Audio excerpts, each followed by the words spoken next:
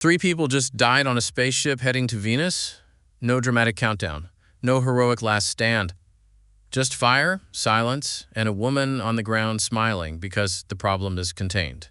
Apple TV's Star City just did something most shows don't have the guts to do halfway through a first season. It burned everything down. And I mean that almost literally. Episode 6, titled All in a Sack, is not the kind of episode you forget. It's the kind you rewind 3 times, trying to convince yourself it didn't end the way it ended.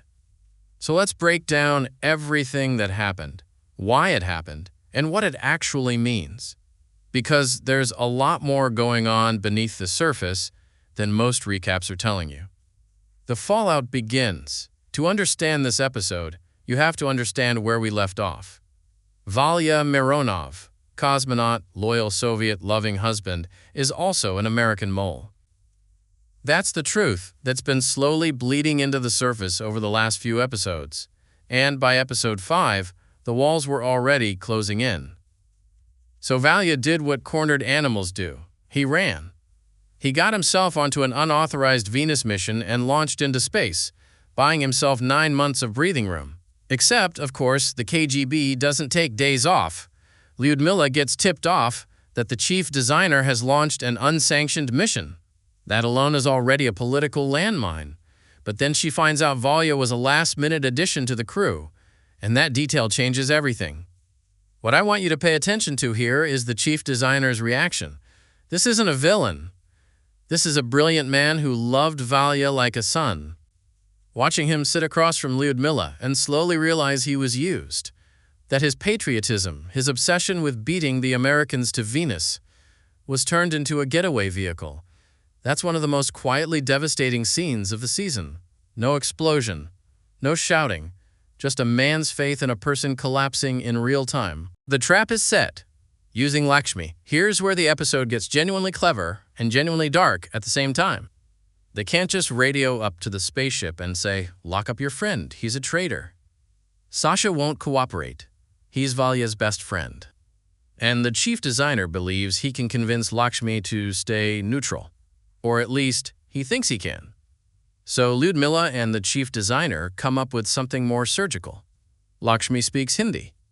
Her husband doesn't know about the mission, doesn't know his wife is heading toward Venus, and when they bring him in to speak to her, disguised as a routine check-in, he becomes their unwitting messenger. The chief designer slides him a note. Reset the electrical relay in the BIOS. Make it sound procedural. Make it sound normal. Lakshmi does it without question. She trusts the system. She trusts that if a message comes through official channels, it must be right. And just like that, Valya is rerouted into the utility module, and the door locks behind him. This is the moment I want to slow down on, because the show is doing something important thematically here. The Soviet machine doesn't need everyone to be a monster. It just needs everyone to follow instructions without asking why. Lakshmi isn't evil, her husband isn't evil, they're just obedient. And in this world, obedience is the most dangerous thing of all.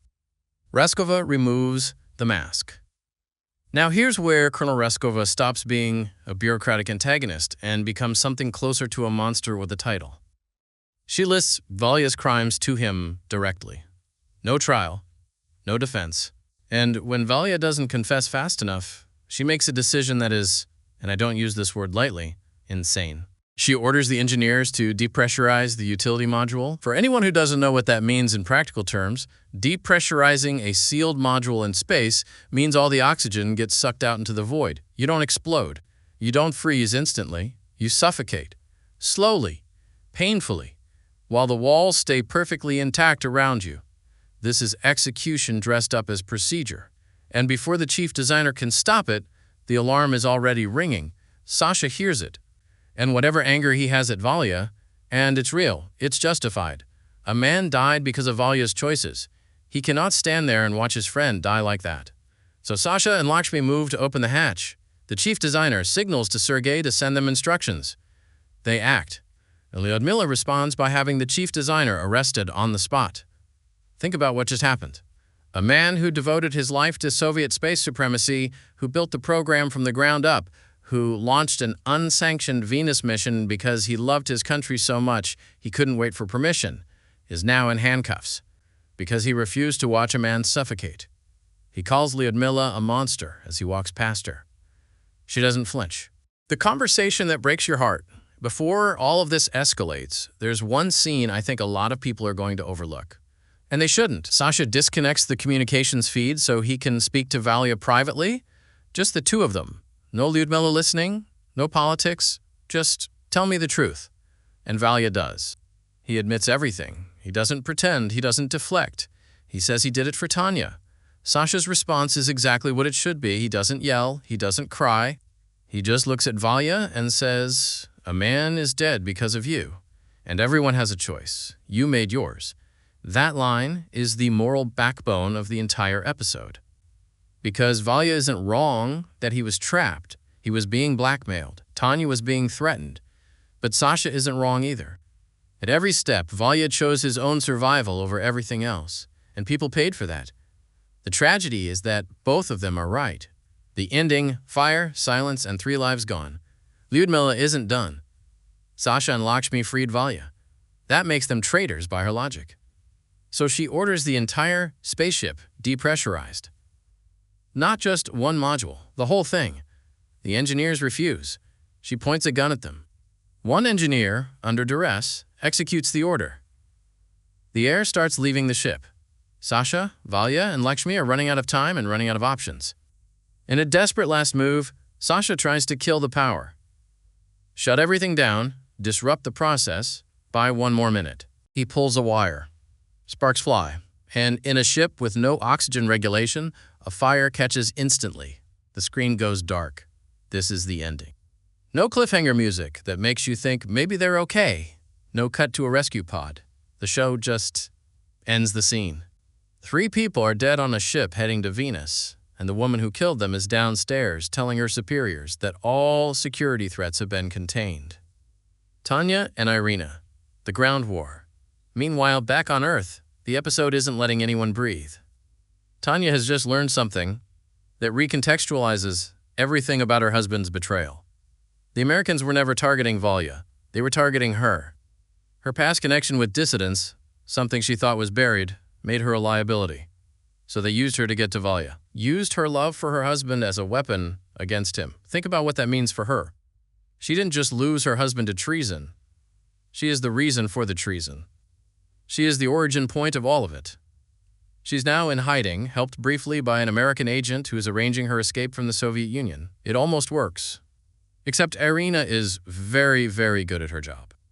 Irina, who has been playing a shadow game all season, erasing recordings, stealing documents, quietly protecting people the KGB has marked, tracks Tanya down through a concert hall connection. She shows up at the safe house. She doesn't announce herself like an officer. She calls out Tanya's name softly, like a friend. Tanya doesn't wait to find out if she's safe. She grabs something heavy and swings. Irina goes down, makes it out of the apartment.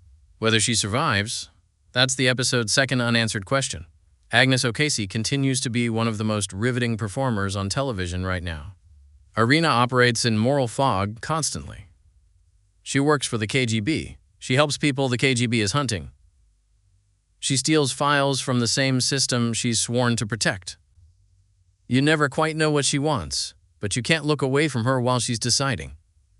Here's the deeper read. Star City lives inside the For All Mankind universe.